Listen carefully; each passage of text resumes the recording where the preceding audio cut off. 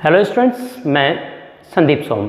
आज जो हमारा टॉपिक है वो है हमारा एक समान विद्युत क्षेत्र में विद्युत द्विध्रुव को घुमाने में किया गया कार्य हमें यहाँ पर निकालना है। अब मान के चलते हैं यहाँ पर जब एक समान विद्युत क्षेत्र है तो मान लेते हैं ये आपका एक समान विद्युत क्षेत्र है।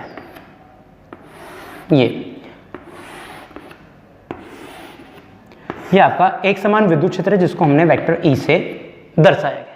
अब इस एक समान विद्युत क्षेत्र में एक द्विध्रुव आघूर्ण है जो रखा हुआ है। मान लेते हैं ये आपका एक द्विध्रुव आघूर्ण है, इसको नाम दे दिया मैंने ए और यह नाम दिया मैंने बी। अब इसकी लंबाई कितनी है आपकी 12 है।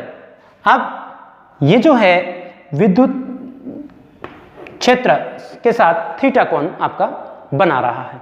अब हम क्या करते हैं, यहां पर चाहे तो हम इसको और आगे भी बढ़ा सकते हैं। अब यहां पर क्या होता है, यहां पर माइनस क्यू आवेश है और इस बिंदु पर प्लस क्यू आवेश है, तो इसके कारण जो बल लगेगा वो कहां की ओर, इधर की ओर लगता है, जिसको हम क्या लिखते हैं F बराबर में कितना क्यू ई, और इसके कारण जो बल है वो इधर की ओर लगेगा, जिसके कारण हम बोलते हैं F बराबर माइनस क्यू ई। अब कोई हमने क्या बताया यहाँ पे, माना वेक्टर ई जो है उनको एक समान विद्युत क्षेत्र की तीव्रता को हमें क्या है एक समान से दिखाया गया है, विद्युत क्षेत्र को वेक्टर ई से दर्शाया गया है और इसमें एक द्विध्रुव आघूर्ण हमारा रखा हुआ है ए बी। अब जो विद्युत क्षेत्र की दिशा के साथ कितना कोण बना रहा है आपका थीटा कोण बना रहा है। तो हमने अपने एक टॉपिक में डिस्कस किया था कि जैसे ही हम इस पर एक बल ऊपर की ओर एक बल नीचे की ओर लगता है तो यहाँ पर दोनों बलों का जो परिणामी होता है हमने अपने पहले टॉपिक में निकाला हुआ है, क्योंकि F बराबर कितना आपका F1 प्लस F2 होता है और दोनों क्या है, एक F बराबर क्यू ई और एक होता है F2 बराबर कितना क्यू ई। तो F हमारा क्या आता है आपका 0 आता है। अब इसका मतलब हमने यहाँ पे बताया था जो आपका बल आघूर्ण है वो स्थानांतरित गति नहीं कर सकता है। इसका मतलब क्या करेगा, एक रोटेशनल गति करता है।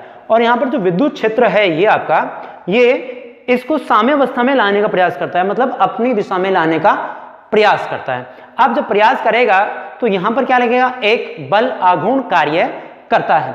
बल आघूर्ण मतलब एक टॉर्क आपका कार्य करेगा, और टॉर्क के लिए हमने अपने पिछले टॉपिक में निकाला भी था, जो टॉर्क है बल आघूर्ण वो क्या होता है आपका पी ई साइन थीटा। तो यहां पर हमारा क्या है पी ई साइन थीटा है। अब हमने क्या करना है, इसको हमें रोटेट करना है, क्योंकि विद्युत क्षेत्र जो लगा हुआ है वो उसको क्या करेगा, घुमाएगा।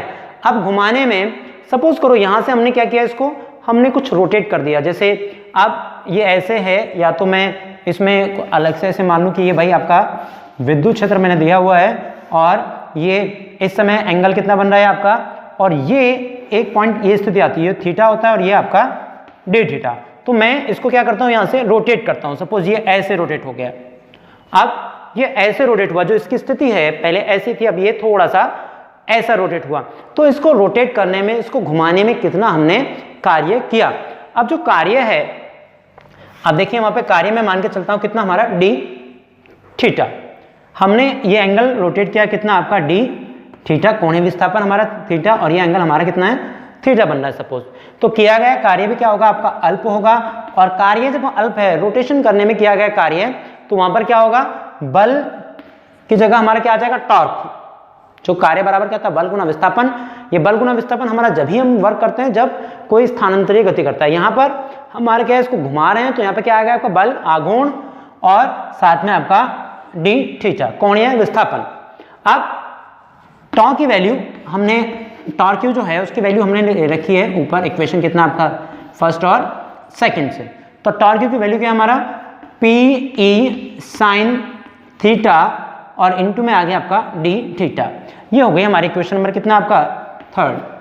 तो समीकरण हम यहाँ लिख रहे हैं समीकरण 1 व 2 से, ठीक है, समीकरण 1 व 2 से। तो टॉर्क जो है डी डब्ल्यू बराबर क्या है आपका P E sine theta into D theta. तो यहाँ जब हम बात कर रहे हैं इस पॉइंट्स को घुमाने में किया गया कार्य हमें निकालना है। तो अब सपोज करो हमने इसको बल आघूर्ण को कहां से, विद्युत द्विध्रुव आघूर्ण को, विद्युत द्विध्रुव को थीटा 1 से θ2 तक घुमाने में किया गया कार्य,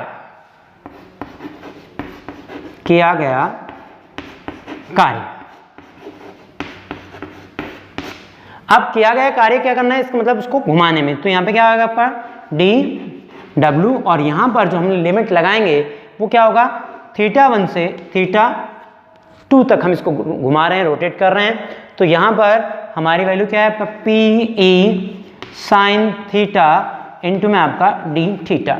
अब आप जानते हैं यहाँ पर इस थीटा के अलावा, साइन थीटा और d थीटा के अलावा जो भी हमारा क्या है, कांस्टेंट है, dw का जब समाकलन करेंगे कितना हो जाएगा आपका, w हो जाएगा, और PE आपका यहाँ पे आएगा बाहर, और यहाँ पर आपकी लिमिट लगे θ1 से θ2, और साथ में क्या है यहाँ पे साइन थीटा और d थीटा। अब साइन थीटा d थीटा हो गया, तो यहाँ पर हमें क्या करना है, इसको रोटेट करने में हमें क्या कर देना है, इसका समाकलन कर देना। आप देखिए जो समाकलन है वो हमारा कुछ इस प्रकार से इसमें हो जाएगा, तो यहाँ पर d, ये जो हमारा w इक्वल्स टू हमारा क्या होगा यहाँ पे PE हमारा बाहर, और जब भी हम साइन थीटा का समाकलन करते हैं तो साइन थीटा का जो समाकलन होता है वो होता है माइनस में कॉस थीटा, और लिमिट हो गई आपकी θ1 से θ2। अब क्या रखते हैं यहाँ पर, जो PE है सबसे पहले यहाँ पे कॉस थीटा की जगह हम क्या रखेंगे, पहले अपर लिमिट, तो अपर लिमिट क्या है हमारी θ2, फिर यहाँ पे माइनस, और माइनस ही पहले से मौजूद है तो माइनस माइनस आपका प्लस, तो यहाँ पे क्या बन गया आपका कॉस θ1। अब इसमें थोड़ा सा क्या करते हैं, सीक्वेंस से लिख लेते हैं, तो ये आपका PE, और यहाँ पे कितना आ गया आपका कॉस θ1 को हम पहले लिख लेते हैं कॉस θ1, और यहाँ पे माइनस में आ गया कॉस θ2। अब ये जो हमारा क्या आ गया, वर्क डन आ गया टोटल उसको घुमाने में। अब जब हम इसको निकाल लेते हैं तो यहाँ पर हमारा क्या एंगल आ रहे हैं, दो तरह के एंगल आ रहे हैं, एक तो आ रहा है हमारा θ1 और एक θ2। तो हमको क्या करना पड़ेगा, कुछ इसमें विशेष स्थितियां लेके चलनी पड़ेंगी, इसका मतलब कुछ केस हम इसमें बनाएंगे, केस फर्स्ट, ठीक है। अब जो केस फर्स्ट है यहाँ पर हम जब चर्चा करते हैं, ठीक है,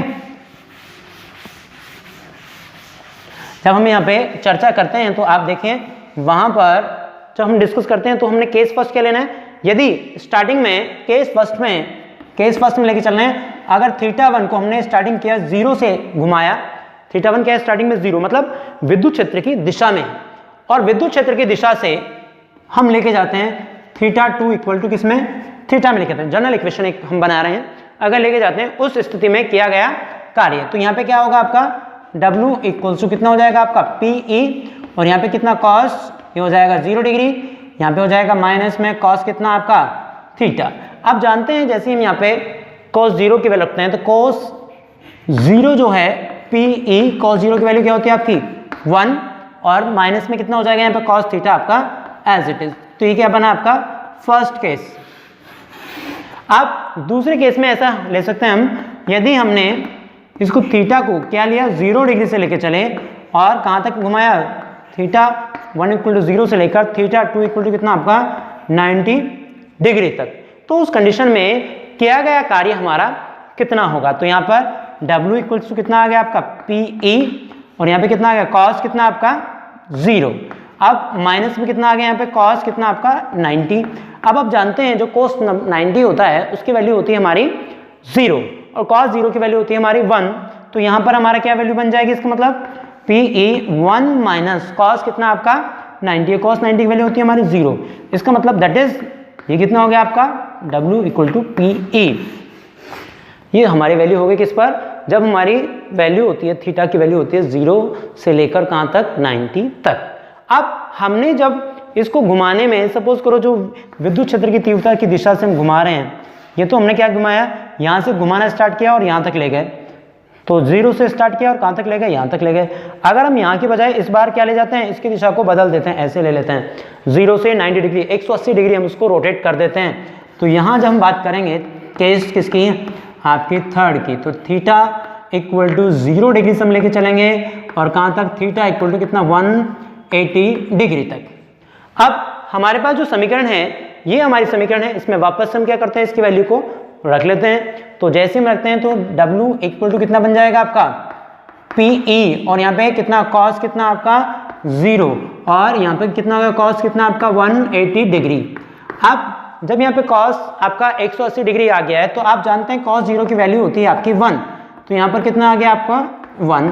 अब कॉस जो है आपका 180 डिग्री जो है उसकी वैल्यू होती है हमारी -1, तो माइनस पहले से है -1 और यहाँ पे हमारा क्या बन जाएगा माइनस माइनस प्लस आपका बन जाएगा, तो यहाँ पे -1 + 1 तो कितना बन गया आपका 2PE। अब ये कितना हो गया W। इसका मतलब हमें 180 डिग्री घुमाने के लिए हमें पहले से डबल वर्क करना पड़ेगा, ठीक है। तो डबल हो गया है, जहाँ पे पहले हमारा वर्क कितना आ रहा था W = PE आ रहा था, और जैसे ही हम यहाँ पे वैल्यू रखते हैं इसकी तो हमारी वैल्यू कितनी हो जाती है इसकी जस्ट डबल हो जाती है। तो हमारा ये टॉपिक बहुत ही क्या है आज इम्पोर्टेंट टॉपिक है और ये हमारा ऑलमोस्ट सेकंड लास्ट टॉपिक है इस चैप्टर का। तो अगले वीडियो में हम इसमें बताएंगे तो अपना लास्ट टॉपिक लेके चलेंगे और उसके बाद हम इसमें न्यूमेरिकल्स लेके चलेंगे। तो यहाँ पे जैसे मैंने बताया एक समान विद्युत क्षेत्र है कोई E, उसमें कोई क्या रखा है एक द्विध्रुव आघूर्ण रखा हुआ है जो विद्युत क्षेत्र की दिशा से थीटा कोण बना रहा है। अब जब उस पर विद्युत द्विध्रुव आघूर्ण है तो एक पर क्या होगा हमने मान लिया -q चार्ज है और एक बिंदु पर क्या आपका +q चार्ज है। अब -q +q जब चार्ज होते हैं दोनों पे क्या होते हैं आवेश तो बराबर है, तो बल भी क्या लगते हैं आपके बराबर, लेकिन दिशा क्या होती है विपरीत होती है। तो इसलिए जो द्विध्रुव आघूर्ण है विद्युत द्विध्रुव है वो स्थानांतरित गति नहीं कर पाता है। इसका मतलब क्या कर सकता है रोटेट कर सकता है और विद्युत क्षेत्र जो है उसको अपनी साम्यावस्था में लाने का प्रयास करता है साम्यावस्था में। अब हम मान के चल रहे हैं सपोज उसकी कोई एक स्थिति ऐसी है जिसमें लाने में किया गया कार्य है, उसमें बलागुण हमने निकाला, तो बलागुण के लिए हमारा फॉर्मूला क्या था टॉ = PE sin θ। उसके बाद हमने उसको लगातार क्या किया रोटेट किया। सपोज हमने उसको dθ रोटेट किया और तो dθ रोटेट करने में किया गया कार्य हमने क्या निकाला dW = torq dθ। फिर हमने टॉर्क की वैल्यू वहाँ पे रखी और वो क्या होता है PE sin θ और साथ में क्या आपका dθ। उठा के क्या किया मैंने θ1 से θ2 तक समाकलन कर दिया और जैसे ही समाकलन करेंगे तो हमारा रिजल्ट निकल के कितना आएगा cos θ1 - cos θ2। अब जैसे केस ये बनता है तो हमने यहाँ पर क्या लगाया कुछ केसेस लगाए, अगर जो एंगल है वो 0 से θ तक जाता है, θ हमारा कोई भी एंगल हो सकता है जनरली, उसके बाद 0 से कितना 90 डिग्री या 0 से हम कितना घूम जाते हैं 180 डिग्री घूम जाते हैं, तो हमने कितना कितना कार्य किया तो हमने वो सारे केसेस इसमें निकाल दिए हैं। तो एक हमारा लास्ट टॉपिक बचा है जिसको हम अगले वीडियो में अपने लेके चलेंगे। तो आज के लिए इसमें इतना ही, धन्यवाद।